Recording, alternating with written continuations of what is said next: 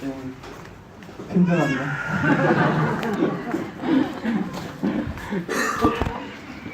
네. 날씨가 많이 갑자기 추워져가지고 오늘도 건강 괜찮으신지 모르겠습니다.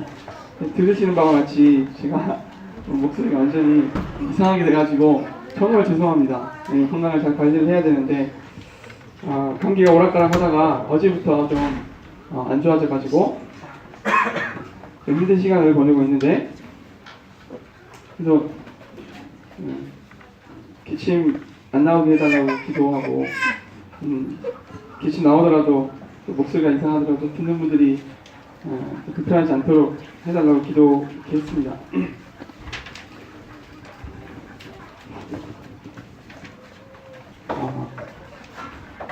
이거 마이크가 이상한 게 아니고 제 목소리가 이상한 겁니다. 그러니까 이렇게 좀 몸이 안 좋고 아프니까 자동으로 이렇게 겸손해지는 것 같습니다. 자동으로. 복음 시간입니다. 항상 여러분께서 하나님 말씀을 듣기 위해서 앉아 계실 때는 어쩌면 참 심각한 병이 들어있는 병든 사람이 의사 앞에 이렇게 겸손하게 앉아있는 그런 마음이시면 참 좋습니다. 내 병이 무엇일까? 어떻게 해야 나을 수 있을까? 귀 기울이게 되잖아요. 오늘은 영혼에 이 병이 들어있는, 그래서 살았다 하나 죽은 자와 같은 우리 영혼에게 생명이 전해지는 시간입니다. 생명은 생명에서 나오듯이 생명의 근원 되신 하나님께서 이 시간 여러분께 생명의 말씀을 허락하고자 하십니다. 사람의 지혜와 언변과 설득력으로 사람이 변하지 않는다는 것을 우리가 들었고 경험적으로 알고 있습니다. 오직 하나님의 말씀의 능력이 있죠. 성령께서 역사하시면 우리 딱딱한 마음도 변화될 것이라는 이런 믿음과 기대를 가져보시면 어떨까 생각합니다. 오늘 사도행전 말씀을 보시겠습니다. 사도행전 17장입니다.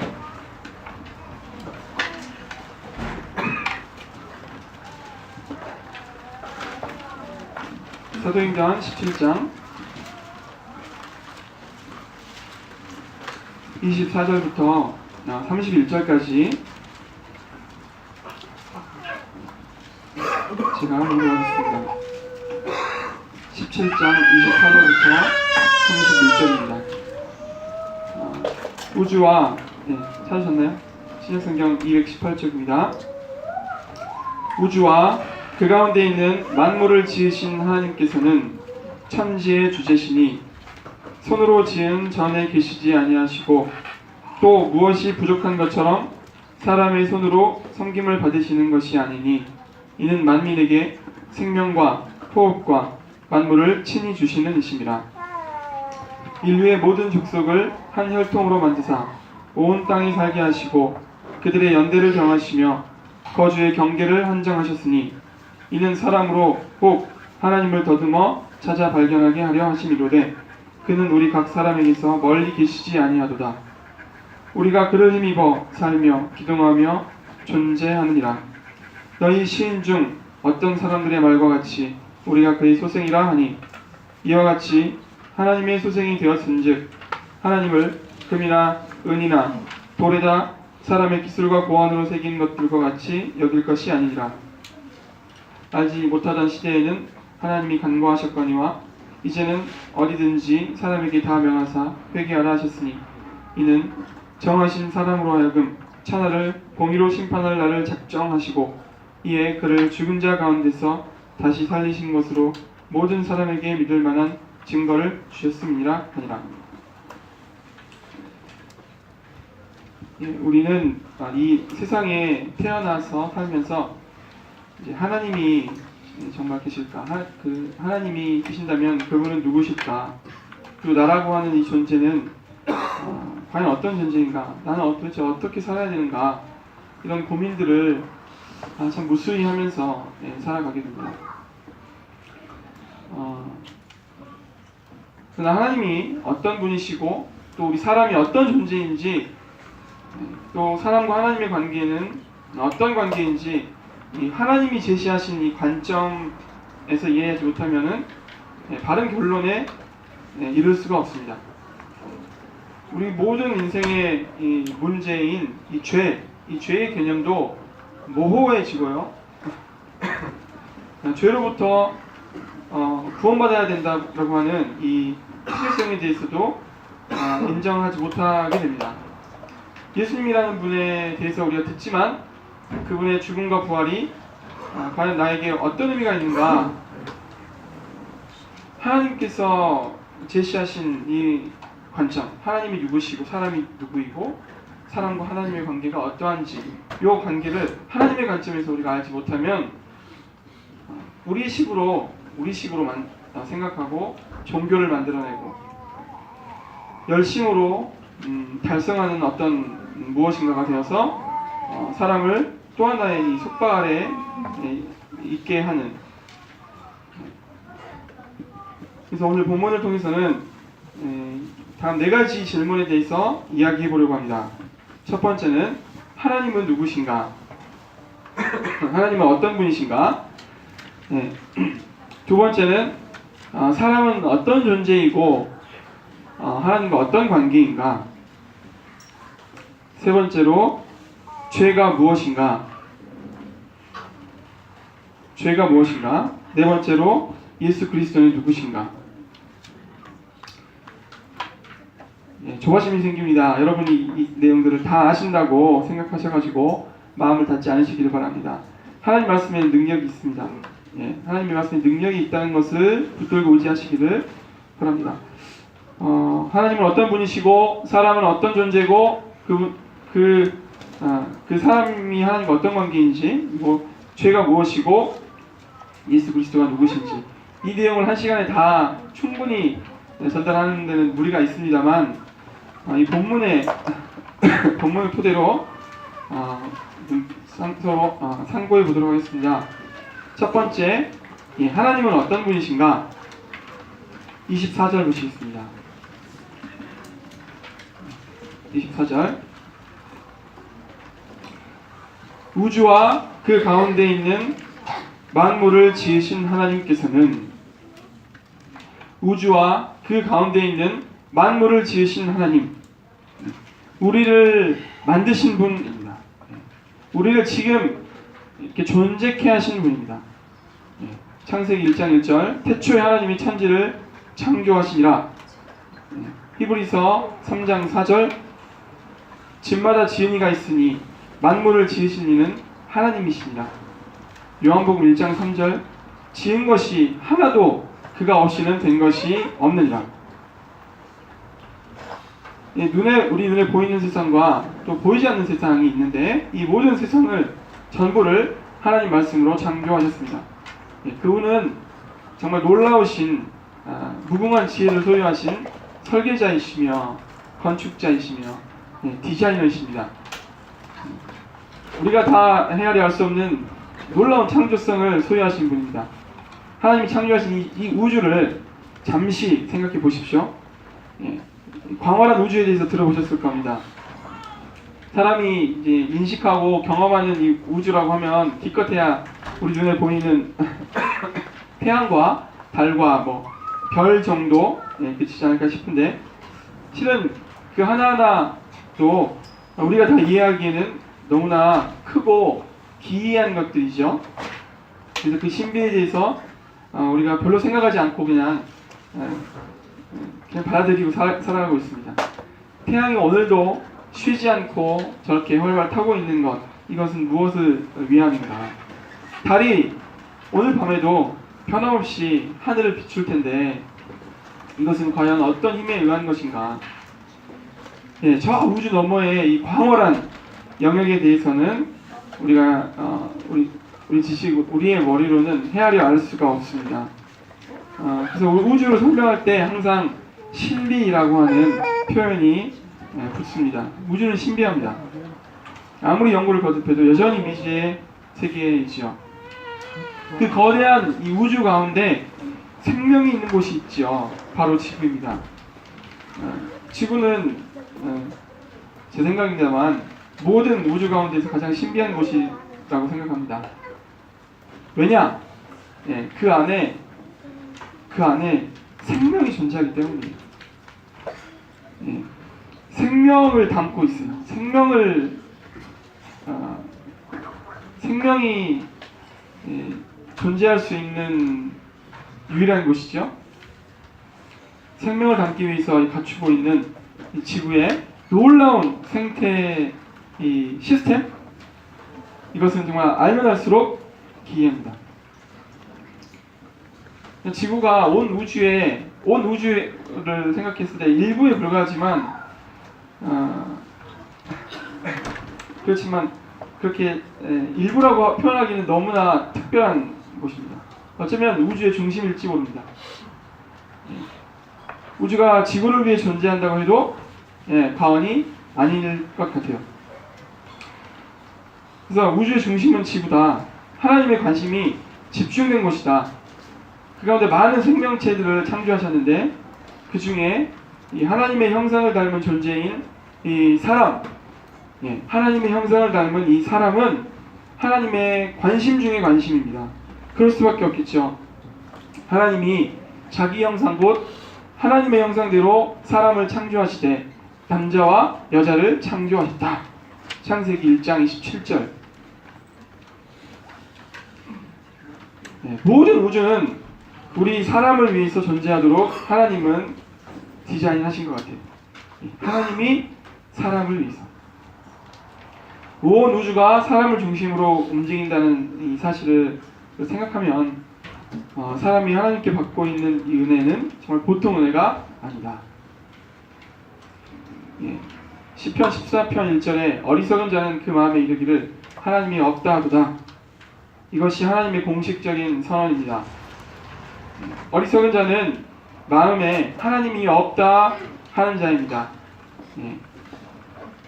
하나님이 없다고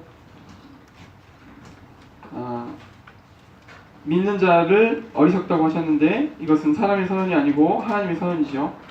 타고난 머리가 내가 별로 좋지 않거나 지적으로 덜 발달된 이런 사람들이 어리석은 것이 아니고 이 분명히 살아계신 하나님을 부정하면서 살아가는 사람들이 어리석다고 성경은 이야기합니다. 그래서 참 지혜는 우리의 창조주를 알아보는 것입니다.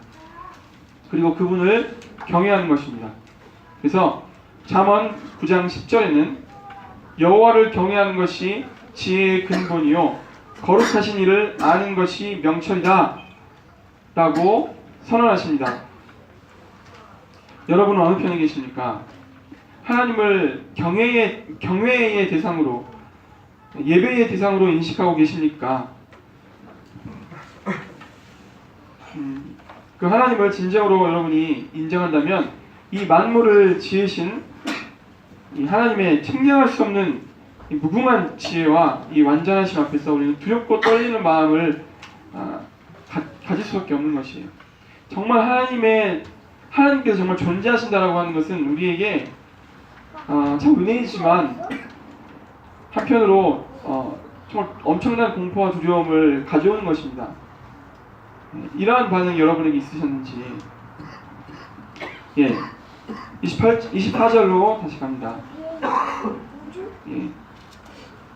우주와 그 가운데 있는 만물을 지으신 하나님께서는 천지의 주제시니 하나님이 세상을 창조하심이 확실하다면 그분은 온 우주를 창조하신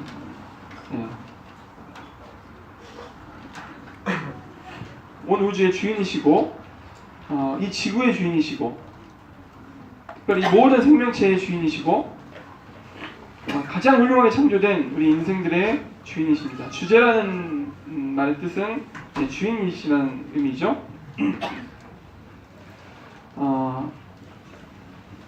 다음 보시겠습니다. 손으로 지은 전에 계시지 아니하시고 손으로 지은 전에 계시지 않는다. 이 완벽하고 이 놀라운 생명과 이 지구, 이 우주를 창조하신 분이라면 그분은 그 어떤 우리 눈에 보이는 물건이나 건물 안에 거하실 수 없는 분이지요. 지금 이 설교를 듣고 있는 청중들은 그리스라고 하는 나라의 수도가 아테네죠. 아테네인들입니다. 아테네인들. 여러분 그리스 로마 신화 많이 들어보셨죠? 당시에도 신상이나 신전을 만들고 제사를 지내고 섬기는 일에 아주 익숙한 이들이 많이 있었죠. 그들에게 이 전도자는 이렇게 얘기하는 거예요. 아무리 너희가 멋지고 경건한 건물을 짓는다 할지라도 하나님은 그 안에 거하실 수 없는, 하나님은 온 우주도 감당할 수 없는 크신 하나님이다. 하나님은 크신 하나님이십니다. 근데 이 크신 하나님께서 진정으로 거듭난 구원받은 성도 안에 거하신다고 했을 때 이것은 정말 이해하기 힘든 사실입니다. 온 우주도 감당할 수 없는 하나님께서 이렇게 작고 천한 사람 안에 거하시겠다는 약속, 이것은 우리 이해의 한계를 뛰어넘어 버렸어요. 그저 믿는 것입니다. 우리가 지금 예배당 건물 짓고 있죠. 실은 그 지금 지어지고 있는 예배당 건물보다 옆에 계신 구원받은 한 그리스도인이 더 놀랍고 가치 있는 존재일 수밖에 없는 것은 다른 이유에서가 아니라 하나님께서 그 안에 계시기 때문입니다. 동부교회가 지금 예배당을 취하고 있는데 엄밀히 말하면 그것은 장소에 불과하죠. 그러나 최선을 다해서 우리가 예배당을 짓고자 합니다. 그곳에서 이렇게 존귀하신 성도님들이 모여서 하나님을 예배할 것이고 하나님의 영광을 위해서 더 큰 일들을 감당하기 위함이죠. 그래서 제가 예배당 건축 의미를 폄하하는 건 아니고요. 우리가 본질을 좀 생각을 해보자 라고 의도해서 말씀드렸습니다. 어쨌거나 그분은 우리가 어떤 형상이나 건물을 만들어서 그 안에 가둬둘 수 없는 크나크신 분이다. 이 온 우주로도 담을 수 없는 분이다 라는 사실입니다. 25절입니다. 17장 25절. 또 무엇이 부족한 것처럼 사람의 손으로 섬김을 받으시는 것이 아니니.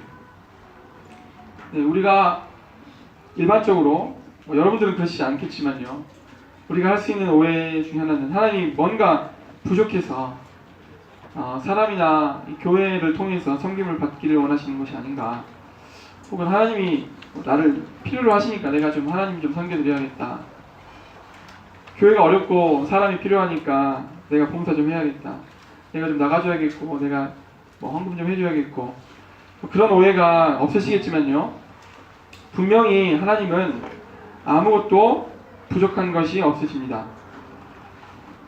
우리 하나님은 우리에게 나 좀 섬겨달라, 좀 알아주라, 믿어달라 구걸하시는 분이 아니죠.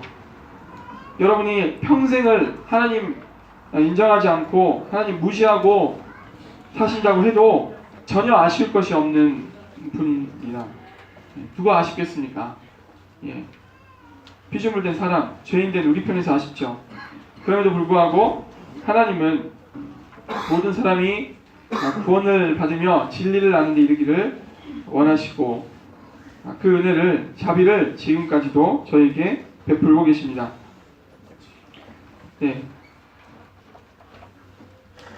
25절 하반절 보시겠습니다. 이는 만민에게 생명과 호흡과 만물을 친히 주시는 이십니다.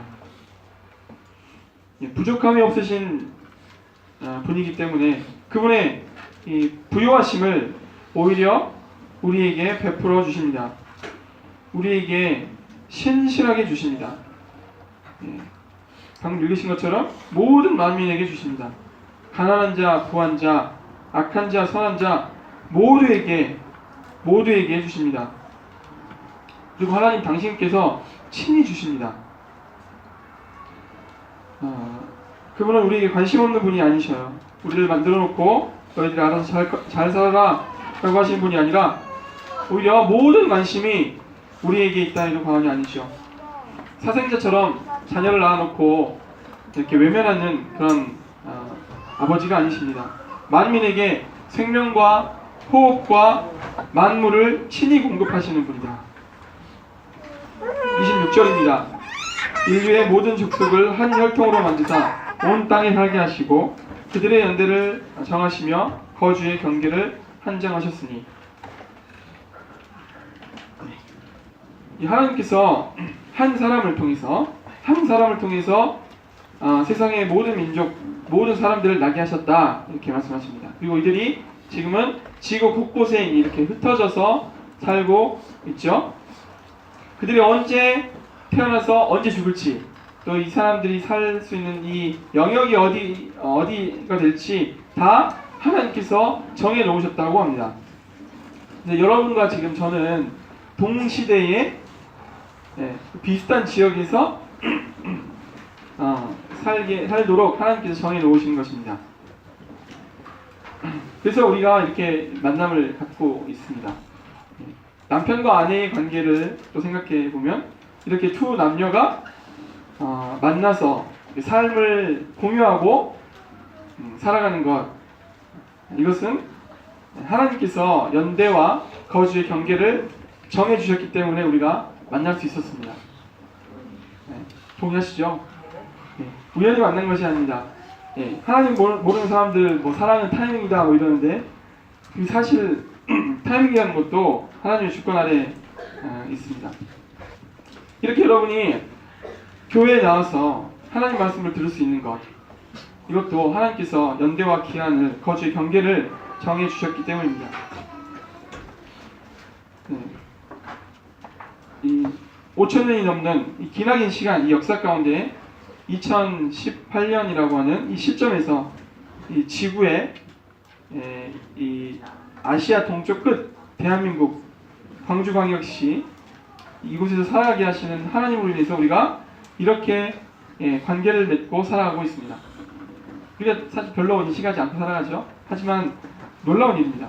우리가 다른 나라 가잖아요. 그러면 우리나라 사람들 만났을 때 얼마나 반가워요? 별로 안 반가우시죠? 아유, 무슨 뭔 돈이 저렇게 많아서 여행을 다니고 그래, 뭐 이런 생각 하시나요? 또 타지에 가면은 동양 사람들 만났을 때 엄청 반가워합니다. 우리가 이제 나중에 하늘나라 가시면요, 여러분이 하늘나라 가시면 내가 21세기 2000년대에 내가 살았어요. 내가 아시아의 대한민국에서 살았는데, 그때 같이 어딘가에서, 지금 여기 말고요, 어딘가에서 주님을 섬기고 계실 많은 성도들을 거기서 만날 것입니다. 그분들에 대해서 특별한 마음이 들지 않겠어요? 그죠? 특별한 어떤 그 시대에 어떤 일어났던 일들도 공유할 수 있는 거 아니겠어요? 예. 이 모든 것을 정하신 분이 바로 하나님이시다. 27절입니다. 이는 사람으로 혹 하나님을 더듬어 찾아 발견하게 하려 하심이로되 그는 우리 각 사람에게서 멀리 계시지 아니하도다. 예, 사도행전 17장 27절을 읽었습니다. 그래서 하나님은 우리에게 하나님 자신을, 하나님을 찾을 수 있는 기회를 주셨습니다. 동시대를 살아가고 있는 여러 사람들을 통해서, 여러분을 처음에 교회를 인도하신 어떤 누군가를 생각해 보십시오. 어떻게 해서 이렇게 하나님을 찾게 되었는지 그 계기점을 마련해 주신 어떤 사람이 될 수 있고요, 어떤 상황이 될 수 있고, 이 시대에 일어나는 어떤 일이 될 수도 있고, 또 나에게 닥쳤던 정말 힘겹고 어려운 어떤 주어진 환경, 이 환경을 통해서 내가 하나님을 찾게 되는 이런 기회가 여러분에게 언젠가 주어졌을 거예요. 그러니까 지금 여기 앉아 계시죠. 하나님은 우리에게 신실하게 당신을 찾을 수 있는 기회들을 주고 계신다는 것. 제가 어제 저희 장인어른의 부모님, 그러니까 제 아내의 조부모님을 찾아뵈었습니다. 고흥에 있더라고요. 고흥 어느 깊은 바닷가 마을입니다. 산골짜기 다람쥐, 산골짜기 아니고 이거 바닷골짜. 네. 받았걸지 알겠습니다. 감사하게도 짧게나마 그분들에게 복음을 전할 수 있었는데 저는 이제 7년 전에 제 결혼을 통해서 이분들을 알게 됐죠. 당신들께서는 이제 저를 이제 선녀 사위라고 맞아주시면서 낙지도 잡아가지고 직접 잡아가지고 그 머리 부분 막 먹으라고 막 하시는데 너무 힘들었어요. 근데 환대를 해주시는 거예요. 그분들은 본래 저랑 전혀 상관없는 분들이죠, 그죠? 그냥 이름 모를 시골 벽지에 살고 계시는 이런 할머니 할아버지에 불과한데 하나님께서 저를 통해서 그분들에게 예수 그리스도에 대해서 들을 수 있는 기회를 이렇게 주신 거예요. 근데 알고 보니까 저뿐만 아니라 이 할아버지 할머니께 다른 데에서도 사람들이 와서 이렇게 예수님을 전해주기도 하고 그랬다는 이야기를 들었습니다. 어쨌든 할아버지 할머니께 이 구원자 되신 예수님에 대해서 증거하고 왔는데 이런 식으로 하나님께서는 이 하나님을 더듬어 찾아 발견할 수 있는 기회들을 각 사람에게 주고 계십니다. 우리가 함께 이 시간에 있는 것도 이 시간 이곳에 있는 것도 기적과 같은 일이고요. 하나님의 친절한 배려가 아닐 수 없죠. 그래서 하나님은 결코 우리 각 사람에게서 멀리 계시지 않습니다. 우리 각 사람에게 멀리 계시지 않습니다. 믿으시기 바랍니다. 하나님은 여러 가지 방법으로 하나님 자신을 드러내고 계십니다. 하나님을 찾아 발견할 수 있는 기회들을 여러분에게 주고 계십니다. 그것이 때로는 어떤 어려운 상황이든 하나님을 믿는 어떤 사람으로든 이런 기회들을 주고 계십니다. 그런 기회들에 여러분은 얼마나 관심을 두셨습니까? 또 어떤 의미를 부여하고 살아오셨습니까? 또 어떻게 반응해 오셨습니까? 이것은 지나친 의미 부여가 아닙니다. 자연을 통해서든 내 부모를 통해서든 내 친구를 통해서든 어떤 특별한 사건을 통해서든 하나님은 계속적으로 자신을 우리에게 드러내고 계십니다. 여러분 그 세미한 음성, 그분의 이 섬세한 배려 깊은 그분의 이 음성에 여러분 반응하실 준비가 되어 계십니까? 우리가 하나님은 어떤 분이신지 생각해 보았습니다. 하나님은 우리를 창조하신 주인이시고 우리에게 생명과 호흡과 만물을 친히 주시는 분이시라고 했죠. 그리고 우리가 하나님을 찾아 발견할 수 있도록 끊임없이 기회를 주고 계시는 분이라는 것을 우리가 알아보았습니다. 28절 읽어보겠습니다. 28절 같이 한번 읽어보겠습니다. 시작. 우리가 그를 힘입어 살며 기동하며 존재하느니라. 너희 시인 중 어떤 사람들의 말과 같이 우리가 그의 소생이라 하니. 우리가 그를 힘입어 살며 기동하며 존재하느니라. 이 말씀 통해서 두 번째 질문 상고해 보겠습니다. 두 번째 질문은 그렇다면 사람은 누구인가? 우리는 어떤 존재인가? 하는 것입니다. 사람이 어떤 존재인가에 대해서 설명할 때 여러 가지 방법이 여러 가지 말씀도 있겠지만 우리가 읽은 이 말씀만 생각하겠습니다. 본문에 충실해서 28절 말씀을 보니까 사람은 하나님을 힘입어 살며 움직이며 존재한다. 그런 존재이다. 우리는 이 땅에 우연히 태어난 것 같지만 하나님의 계획하심과 허락하심 가운데서 태어났습니다. 그래서 살고 있죠. 우리 중에 누구도 우연히 태어난 분이었고 하나님의 보호하심을 벗어나서 사는 사람이 없습니다. 마태복음 5장 45절에는 하나님이 그 해를 악인과 선인에게 비추시고 비를 의로운 자와 불의한 자에게 내려주신다. 이렇게 말씀하신 것처럼 아무리 하나님을 부정하고 거부하는 사람들도 하나님의 보호하심에서 예외가 되지 않습니다. 사람은 하나님을 힘입어 삽니다. 우리 속담에 밥심으로 산다 이런 말 있죠. 밥심으로 이제 우리가 생활할 수 있는 힘을 얻는다고 하는데 곰곰이 생각해 봅시다. 이 밥을 주시는 분 누굽니까? 하나님입니다. 농부요? 절반만 답입니다. 진짜 100점짜리 답은 하나님이십니다. 그 밥이 우리 입을 통해서 뱃속으로 이렇게 들어가는데 탈 없이 들어가야 되죠. 탈 없이 들어가게 하시는 분이 누구십니까? 하나님이십니다. 예, 밥을 못 삼키는, 밥을 삼킬 수 없는 분 보신 적 있으세요? 예, 밥을 삼키지 못해서 고통을 당하신 적이 또 있으시죠?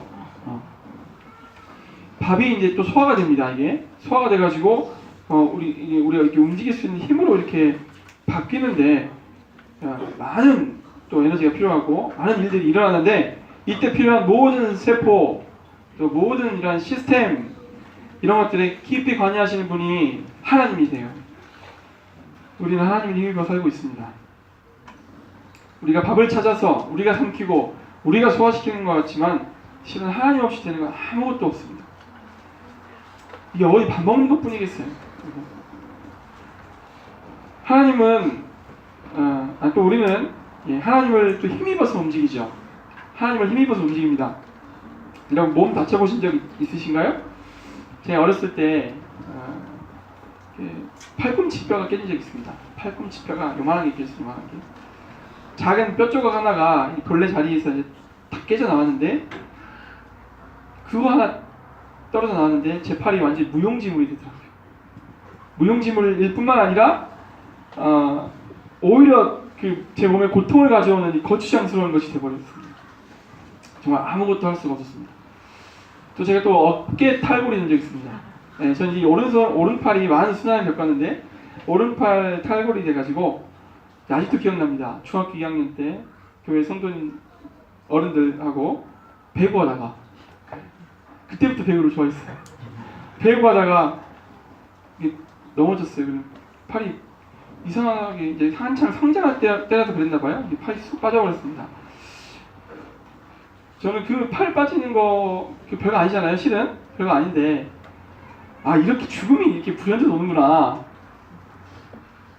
이렇게 내 몸이 완전 잘못되어 버릴 수도 있구나 하는 그 느낌, 그때 가졌던 그 생각들이 지금도 이렇게 생생하게 있어요. 네. 그 이후로 한 7, 8번 더 빠졌습니다. 그래서 빠질 때마다 저는 좌절을 느꼈습니다. 정말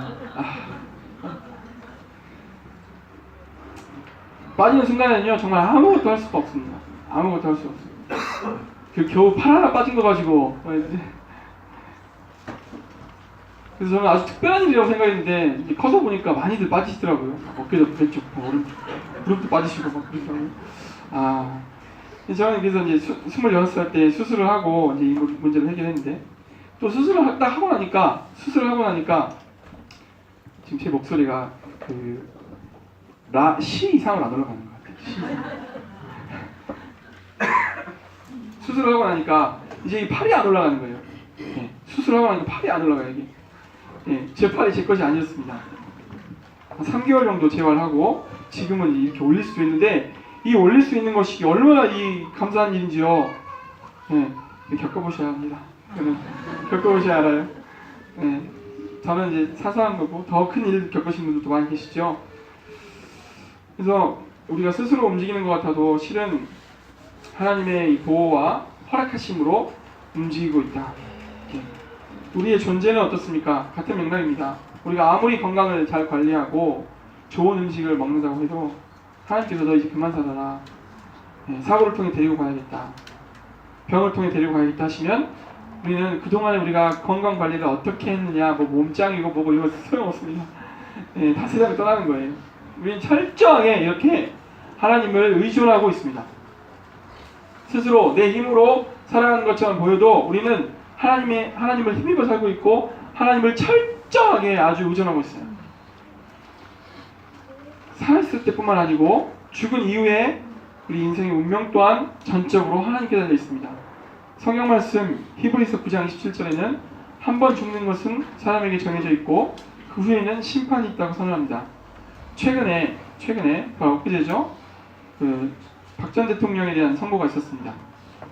안타까운 일이 아닐 수 없는데 많은 사람들이 그분의 판결이 어떻게 되나 이제 관심을 가졌습니다. 근데 법정에 죄인으로 서보신 분들이요 그런 공통적인 얘기를 한다고 합니다. 재판관이 하나님이다. 재판관이 하나님이다. 그날 그 재판관의 마음이 기분이 어떤가에 따라서 정말 몇 년이 왔다 갔다 한다. 유죄가 될 수도 있고 무죄가 될 수도 있다. 재판관 마음이다. 이런 얘기를 하더라고요. 물론 그들이 최선을 다해서 이제 법리적인 판단을 하겠지만 어찌됐건 이 재판관에 의해서 이 죄인의 운명은 결정된다. 이런 이야기를 들었습니다. 마찬가지로 우리의 운명도 전적으로 하나님께 달려 있습니다. 하나님 손에 달려 있다는 의미입니다. 그 심판의 자리에서 우리가 이제 장차 심판의 자리에 설 텐데 그 자리에서 우리는 그 하나님의 결정에 정말 이 털끝만큼도 아무런 조금도 영향을 줄 수 없을 것입니다. 우리는 하나님을 정말 살아있을 때나 죽은 이후에나 정말 하나님을 철저히 의존할 수밖에 없는 이러한 존재로 창조되었다. 이 얘기를 하고 싶은 거예요. 그래서 우리는 겸손해야 됩니다. 하나님은 우리에게 은혜와 사랑과 자비를 베푸시고 사람은 그런 하나님을 의존해야 하는 이런 관계, 이것이 사람과 하나님과 사람의 관계입니다. 하나님께서 최초에 의도하셨던 그리고 기대하셨던 관계가 바로 그렇습니다. 그리고 하나님은 창조주이므로 우리 인간에 대해서 절대권을 행사하실 수 있는 그런 분이라는 사실을. 그래서 우리가 하나님이 우리가 지으신 목적에 대해서 우리가 많이 상고해봤죠.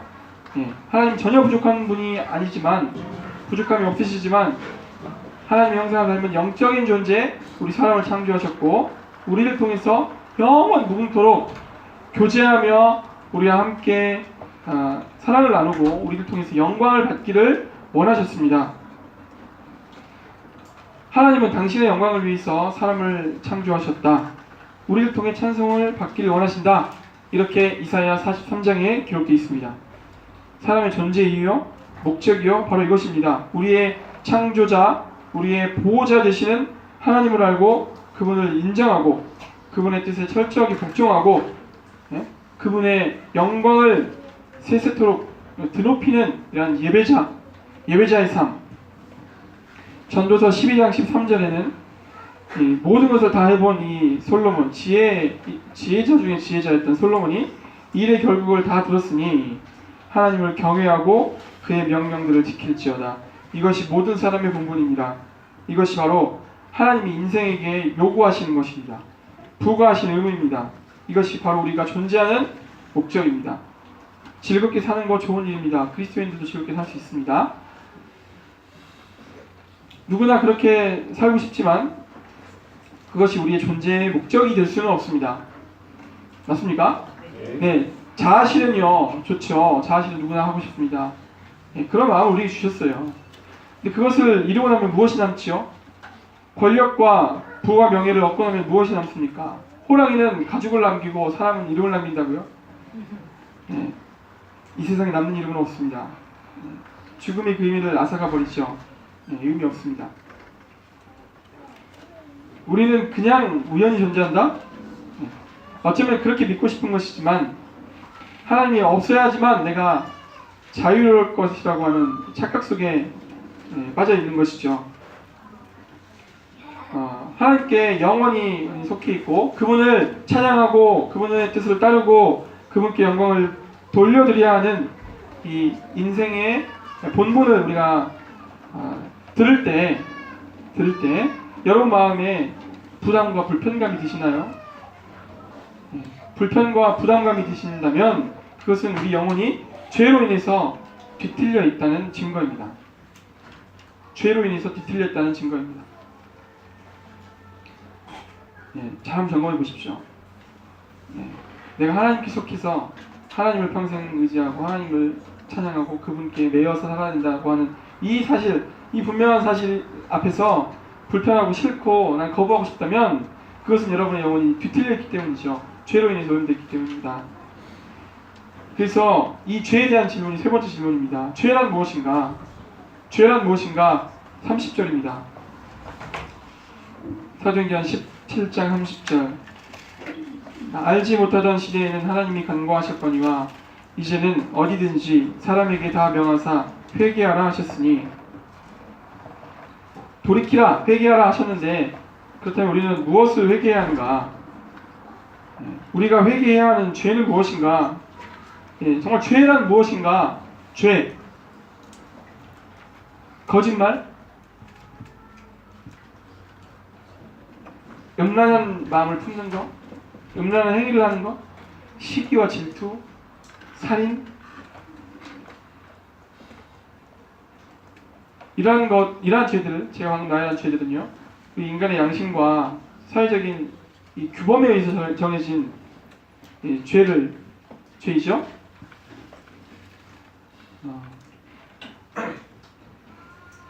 그런데 죄의 나무가 있다고 했을 때, 이러한 것들은 이 죄의 열매에 해당하는 부분들입니다.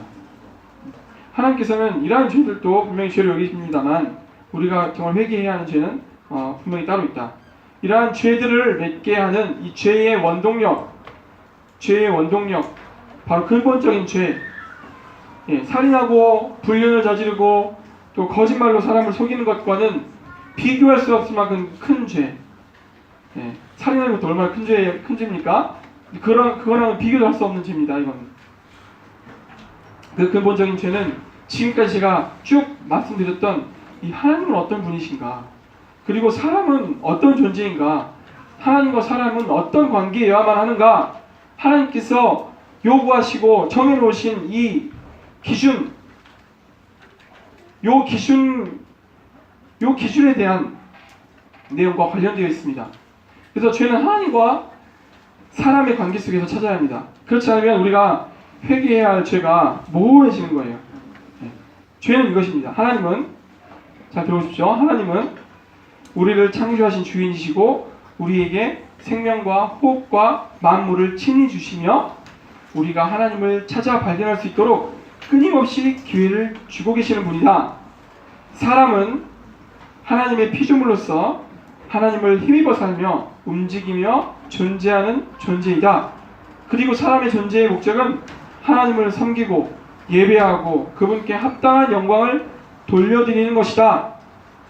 하나님이 인생의 진정한 주인이시고 인간은 주인 되신 하나님을 인정하고 복종하고 그분을 의존하고 섬기며 살아감이 마땅하다. 그러나 우리는 스스로 인생의 주인이 되어서 하나님과 상관없이 내 인생, 내 마음대로 살겠다고 주장하고 있습니다. 이 반역성, 이것이 죄입니다. 이것이 우리가 회개해야 하는 죄입니다. 이것이 바로 첫사람 아담이 선악과를 따먹는 중에 가졌던 마음이죠. 그리고 근본적으로 천사가 하나님 앞에 대적하면서 가졌던 그 마음의 분질입니다. 이것이 근본적인 죄입니다. 로마서 1장 보시겠습니다. 로마서 1장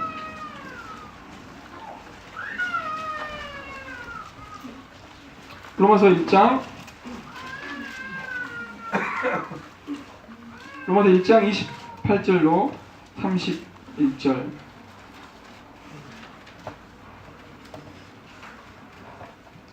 (28절로 31절입니다) 또한 그들이 마음에 하나님 두기를 싫어하며 하나님께서 그들을 그 상실한 마음대로 내버려 두사 합당하지 못한 일을 하게 하셨으니 곧 모든 불의, 추악, 탐욕, 악의가 가득한 자요, 시기, 살인, 분쟁, 사기, 악독이 가득한 자요, 수근수근하는 자요, 비방하는 자요, 하나님께서 미워하시는 자요, 능욕하는 자요, 교만한 자요, 자랑하는 자요, 악을 도모하는 자요, 부모를 거역하는 자요, 우매한 자요, 배약하는 자요, 무정한 자요, 무자비한 자라. 29절부터 31절에 나오는 이 죄들의 이 목록이 쭉 나오지요. 불의, 추악, 탐욕 이렇게 시작해가지고요.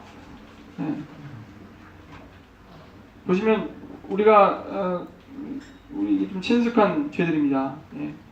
그러니까 많이 짓고 있는 이런 죄들인데, 우리는 이 아담의 선악과 범죄 이후에 이러한 죄를 지을 수밖에 없는 존재로 준비되어가지고 나옵니다. 하나님과 같이 되겠다라고 하는 이 죄의 근본적인 이 죄의 죄를 이 품은 이후로 모든 사람은 태어날 때부터 죄인으로 태어나서 죄인으로 살기에 전혀 부족함이 없는 상태로 완전히 잘 준비가 되어 있습니다. 28절에 보시면 그들이 마음에 하나님 두기를 싫어하네 라고 하는 근본적인 죄가 제시되어 있습니다. 이러한 수많은 죄들의 근본 바탕에는 하나님이 없다, 하나님 인정하지 않겠다, 하나님보다 내가 더 중요하다, 하나님 없이도 내가 잘 살 수 있다 라고 하는 이 반역성이 깔려있는 거죠. 그 마음에 하나님 두기를 싫어한다. 이것이 바로 우리가 회개해야 하는 죄입니다. 그래서 이 사도행전 17장에 다시 돌아오셔도 됩니다. 사도행전 17장에 보시면 이 전도자가 이 아테네 사람들한테 우상을 만들어서 섬기는 죄를 회개하라 선포를 하죠. 왜 우상을 만드는 것이 회개할 죄인가? 그것은 사람이 우리가 우상을 만들어서 섬기는 이유는요, 뭐 때문이에요? 결국 그 우상을 위해서예요? 아니에요. 누구를 위해서예요? 그냥 나예요. 나 자신의 소원이 이루어지기를 원하는 것이기 때문에 이것이 회개해야 할 죄인 거예요. 하나님을 마음에 두기 싫어하는 죄와 똑같은 겁니다. 하나님이 내 주인으로서 내 인생에 무엇을 원하시는지에 대해서는 우리가 별로 관심이 없고, 내가 내 인생의 주인으로서 내가 원하는 것이 성취되기를 원하기 때문에 우상을 만들고 복을 내려달라고 비는 것입니다. 거기에는 오직 자신이 스스로 주인 되어서 자신의 영광을 구하는 이 마귀와 같은 이 반역성이 담겨 있는 것일 뿐입니다. 그래서 우리는 나를 창조하시고 나의 삶의 주인이 되시는 이 하나님 앞에 그동안 내가 하나님이 아닌 동안 내가 주인 되어서 내 생각과 내 욕심을 앞세우며 살아왔던 이 죄를 반드시 회개해야 하는 것입니다. 우리가 뭔가 실제로 이렇게 모양을 만들어가지고 탑을 쌓고 우리가 그렇게 우상을 만든 적이 없다 할지라도 하나님이 아니라 내가 내 인생의 주인으로서 내가 원하는 대로 나를 기쁘게 하며 살고 있었다면 이것은 우상 숭배인 것이에요. 이런 삶으로부터 회개할 것을 지금 하나님께서 여러분에게 말씀하고 계시고 여러분에게 또 기회를 주고 계십니다. 마지막 질문에 도달했습니다. 그렇다면 예수 그리스도는 누구신가? 이 질문이 이제 중요한데요. 이 질문이 중요한 이유는 그렇다면 우리가 이 끔찍한 우리의 힘으로 어떻게 할 수 없는 이 죄에서 구원받을 수 있는 길이 여기에 있기 때문입니다. 오직 한 길입니다. 오직 한 길, 예수 그리스도. 하나님께서 인정하시는 오직 한 길. 그래서 이 질문이 중요하죠. 예수 그리스도가 과연 누구신가? 31절 보시겠습니다. 사도행전 17장. 사도행전 17장 31절.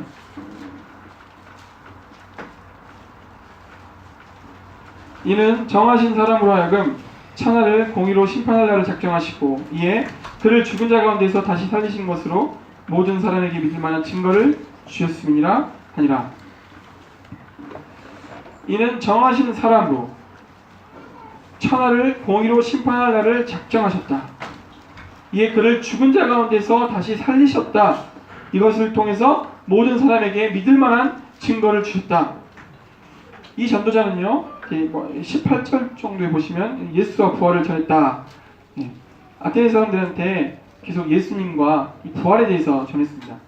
예수라는 분은 하나님의 아들이다. 예수님은 사람들의 죄를 해결하기 위해 오신 분이다. 예수님은 수많은 기적들을 통해서 자신이 누구신지 드러내셨는데 결정적으로 부활을 통해서 그분이 하나님의 아들이시라는 것, 하나님이시라는 결정적인 증거, 모든 사람에게 믿을 만한 증거를 주셨다. 이렇게 선포했던 것입니다. 정하신 사람은 바로 예수 그리스도죠. 천하를 공의로 심판할 날, 이것은 예수님이 2000년 전에는 우리 구원자로 오셨지만 이제 장차 오실 그때에는 우리 모두를 심판하실 것입니다. 천하를 공의로 심판하신다고 했습니다. 그래서 지금은 은혜 받을 만한 때요, 구원의 날이라고 하신 것입니다. 그러나 반드시 천하를 공의로 심판할 날이 있다고 경고하고 계십니다. 이 예수님의 부활이요, 이 부활이 사실이라면 그분께서 모든 사람을 심판하시는 권세가 있는 하나님이라는 사실이 입증되는 것입니다. 그리고 그분이 하나님이시라면요, 그분이 하신 모든 말씀도 진리라고 믿을 수 있게 되겠고요. 왜냐하면 하나님은 거짓말을 하실 수 없는 분이기 때문에. 그래서 예수님의 부활은 성경의 그 모든 진리에 대해서 모든 사람에게 믿을 만한 확실한 증거가 됩니다. 다른 어떤 것보다 이 부활이 인류에게 주신 가장 확실한 표적이라고 증거하고 있어요.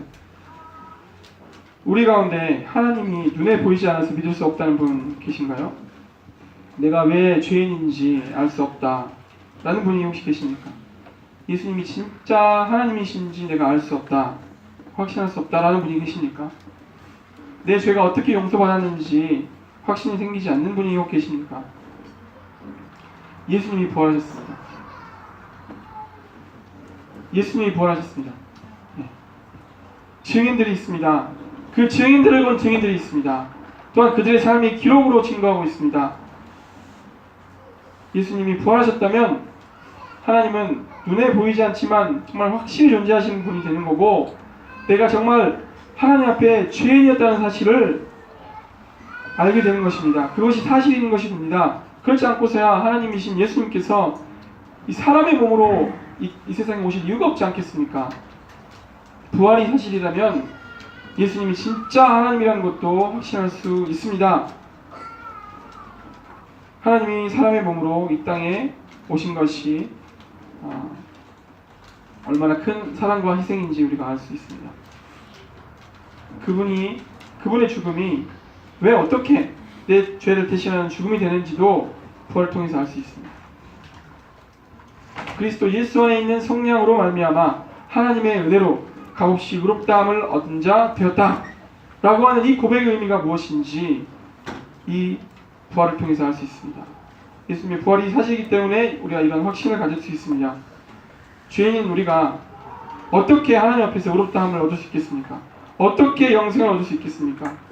그분은 거룩하신 분인데, 우리는 이렇게 부정한 자들인데, 우리가 하나님이 정해준 법을 잘 지키고 죄를 용서받기 위해서 참선을 하고 이렇게 해서 구원받는 것이 아니죠.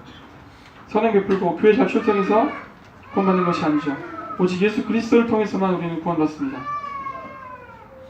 회개하시고 예수 그리스도를 영접하신 분들만 하나님의 나라에 들어가기에 합당한 자들이 되시는 겁니다.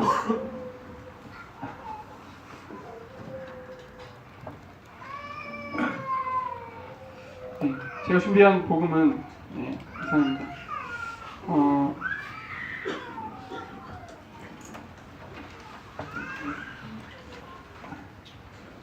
기침이 참을 수 없이 나와가지고 말씀을 전하다가 기침이 나와서 화장실을 뛰어가거나 그런 상황이 벌어지면 어떡하나 이제 좀 고민을 했었는데 하나님께서 기도를 들어주신 것 같습니다.